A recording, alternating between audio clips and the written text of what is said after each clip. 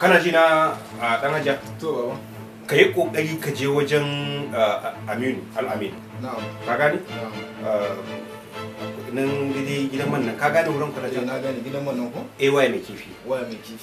ga kamfani na inda ake yin kyamare ka faɗa masa cewa an gama gini to idan ka je ka san da yake shi kamfanin babban kamfani ne kuma ya yi aiki na kwarai don kasashen waje ma irin su Kamaru, Chadi, Niger, waye duka ina Togo, Ghana duk gasu nan dai ko ina yana yin abin nan to lalle ka tabbata masa cewa da Allah da Allah an gama ginin gidan nan so ake a saka kofin nan to ba da ka ji ko insha Allah ka hanzarta kwarai da gaske ba da zan in Alhaji na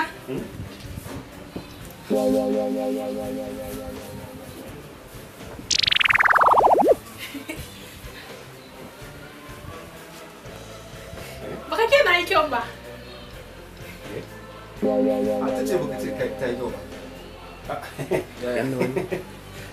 na kyau kin yi kyau kin yi kyau wai to kin yi kyau dai amma dai gaskiya dai dazu da na fito na buloke cikin ɗaki kin yi kyau kafin ki kumbuɗe wannan kodar haka kin zo kin kwalba ni gashi nan wani bakin baki kin kamar ruwa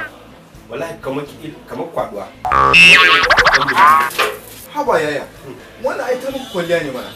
kwalliya mana yanzu haka kwalliya ta sa duk wani bakin fuska haka kace kuma ka bata mata da ta muku kwalliya ne don ta kulle ka to dan tana kauye shikenan sai ayi wata kwalliya haka kamar bara ka san su mutane kauye idan ka sabu dole sai ku da garshe su baba me abin yi yaya yanzu abin ya kamata ku bi da sauri sai ku da garshe kusan dole sai da garshe sun ga yanzu ta yi wannan fushin ba na zaton fa ko amma dai ku je ku rashi ka tura ta da wallahi ta yi kyau ne ba wani to shi to san an da ta kai je ka je ka zamu je to ta kauye ce ban san me zan ce mata gurin nan gorbati